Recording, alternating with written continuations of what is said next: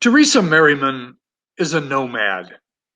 She's been to every state, traveled abroad, and pretty much wherever she hangs her hat is home. Her studio has been in a number of places like California, Montana, Colorado, and now Columbus, Ohio, where she was born and raised. But her bags are always packed. That's where we caught up with her. It's an old building that used to be the Columbus Candy Factory. Inside is a magical place. It's a workplace. It's home. Thunder the Chihuahua is there. It's very bohemian. Let's meet her. Hi, Teresa. Love your place. Hi, Ned. How are you? Thank you very much for the lovely introduction. Well, this is going to be fun because lots of people, Teresa, lots of people will write in a journal, but your journals are spectacular. They're beautiful works of art that, when filled, tell a life story. And we just like to know how all this came about. Well, thank you for the lovely compliments. Well, it's kind of a funny story. I was first introduced to the concept of arts festivals, and that's really the inception. I understood the lifestyle as being nomadic. You get to travel around, you get to be with other creatives and see their beautiful works of art. You get to talk about works of art and have a career out of it. I thought it was a fantastic idea. So all I had to do was figure out what to make. Well, I've always kept a journal since I was 16. So when I was trying to figure out what I should make, I would fail at all these different attempts at pastels and photography and woodworking, painting, calligraphy, metalsmithing, all these different ideas. And I was unable to make them into a career. So I was writing about those failures in my journal.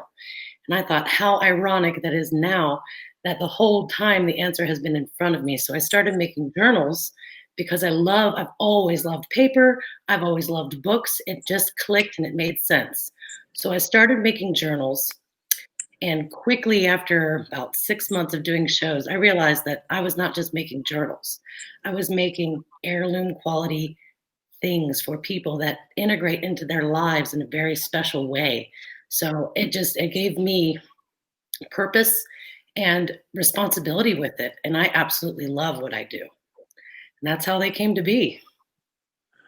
When you first landed on the idea of creating a journal, what was that process like, and how did you arrive at the style that you're using now? What was that process like? Well, it's funny. I got a book on how to make books. So I was self-teaching through this book, and I made all kinds of different journals, stab bindings and Coptic bindings. There was one of the projects in that book was a leather journal. So I had made all these different styles of journals and went and took them to my very first show. And the customers, the people, the patrons of the show loved the leather journals the most. They didn't care so much for the other styles. So I went the leather direction, and it just sort of has evolved from that point. I've been bookbinding for 15 years, and it's been an evolution. My books 15 years ago did not look anything like my books do today, and I wonder what my books are going to look like 5 years from now, or 15 years from now. With the leather is kind of interesting because you kind of what do? You stamp it or carve it, and how do you put the design in there? Well, there are leathers that I can purchase that have already embossed textures. There are leathers that I purchase and hand select for other characteristics. So as far as leather working is concerned, really all I'm doing is cutting it and poking holes in it, punching holes in it, and doing, maybe I'll burn into it and distress it a little bit. But I mean, leather work is very extensive. You can do all kinds of things with leather. I just haven't participated so much in the carving of it yet. That's something that I'll learn in the future. Just right now, I'm using that tactile quality of the leather to be the outside of the journal. And then, of course, I have my selections of papers as well. I noticed in some of your journals, there's a metal plate that you put on there as well.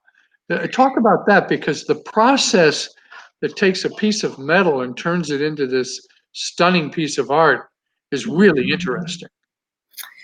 Thank you. I think so too. I think it's a perfect intersection of where science and art meet. The metal etching is fantastic. I draw on the metal with a Sharpie, and the Sharpie ink is resistant to the acid etchant, which is ferric chloride. So you can draw anything that you want on the metal, and then you put the metal into the acid for an hour, and the acid eats away at the part of the metal that is not protected by the Sharpie. So you get a little bit of relief there, you get a raised area there, and then you can do fun stuff with it. You can give it a patina, you can flame paint it. That's my metal shop right there on the video. That's all my metal stuff. And flame paint it, and then you get out these really brilliant iridescent colors from copper, from bronze. I also work with nickel. I mean, it's really, really super fun to make these metal emblems for the covers of the journals. It adds a lot of character and a lot of personality, I think, to the journals. Where did you learn how to do that? My dear friend Suzette, who is a jeweler, taught me. She was thumbing through my journal. I love to draw and sketch and paint and everything too. So she said, "Oh my gosh, you are so good at this. You would be really good at etching. If you can do these drawings and these paintings, you should learn etching." So she made me go to her studio. This is back in, I don't know, I want to say 2009 or 2011, I think. And for 3 days we sat in her studio and she taught me how to do it. And I just took that basic concept of Sharpie and ferric chloride and turned it into a style of my own. We're watching the video now of you sewing up one of the journals, and it's all done by hand, and it looks like it's very labor intensive. Yes, that's why I have such strong arms, I think. I tear paper down to size and stack and fold them into sections that you can see there. Those are called signatures. I punch holes in the crease of the signatures that line up with the holes that I've punched in my leather, and I stitch it with a waxed linen thread. I'm using a very traditional binding technique called the Italian barrel stitch, but I have all kinds of other bindings that I can do too. Some of them are inventive that I think that I made up. I don't know if I did or not, but I think I did. So I have one that's called an X binding. So all the cords on the spine look like X's all over the place. But this is a very traditional binding, and it's very strong, and it allows the pages to lie flat no matter where you open the book. I don't care if it's at the beginning or the end or the middle, all of the pages lie flat. That's the beauty of this binding. So a book could be any length at all. Do you vary the sizes? Oh yeah, yeah. Sometimes I go crazy and make these like 33 signatures thick. Like they're like 5 inches thick, 6 inches thick journals just for the fun of it. Tell me about your customer. What kind of person likes to browse around and buy your journals? Oh, just about everybody, I think. I've met so many different walks of life.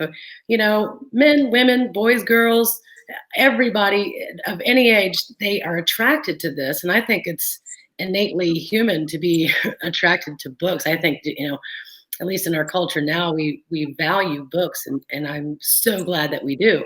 Um, and the people that are attracted to this aren't necessarily the people who are using them, although I've met lots and lots of fabulous, very interesting people who are using these journals for various different things. I mean, they'll use them for photo albums, travel journals, sketchbooks, idea books. Singer songwriters will use them for lyrics and making songs. Yeah, the ideas are endless. I've met so many people with so many great ideas on how to use these journals. We're looking at all the different books that you've done. Any other things that you like to make? The journals are one thing. Anything else on the agenda? Well, I get my hands on all kinds of things, but I'm careful not to turn them into businesses. My business is definitely one of my many passions. I do love bookbinding, but I love painting too. I love doing murals. The mural on my wall in my studio is done by me with charcoal. I I like to make videos. I like to do social media stuff, to show people process videos and fun stuff like that. Lots of different applications of the arts. Anything that has to do with the arts, I'm into. But as far as work that's for sale, just my journals. Has it been tough for you being in lockdown and not being out on the circuit and seeing people? With everything, there are challenges and pros and cons. But for me, I thought I've been doing okay. It's been a little strange not being on the road and traveling across country and drive. I love to drive, so not having that like all day 12-hour drive is definitely something I miss. But I've been really just kind of sitting back and observing my friends and family members and making sure that they're okay. And it just, for me personally, a little bit of a struggle, but I can find myself kind of in the middle. I'm not struggling so hard, but like some people, and I'm not gliding either like others. So I'm just kind of right in the middle. Well, this has been a lot of fun. We just appreciate you taking the time to show us around. And before we let you get back to work, and I know the thunder is waiting for you, before we do that, what's the best way for people to get a hold of you? Oh, people can go to my website, www.mindseye journals.com. You can also find me on social media under Mind's Eye Journals. Facebook, Twitter, Instagram is a lot of fun too. My YouTube channel is helpful. And if you want to call me or text me, my phone number is 515 MEJ for Mind's Eye Journals. Love, 515 MEJ Love. Text me if you want. Easy to remember. Well, thank you. It's been a delight talking to you. Likewise, Ned, and thank you. And we want to thank you for watching this Thomas William Furniture virtual art fair behind the scenes. And we invite you to meet the other artists. Take care and stay safe.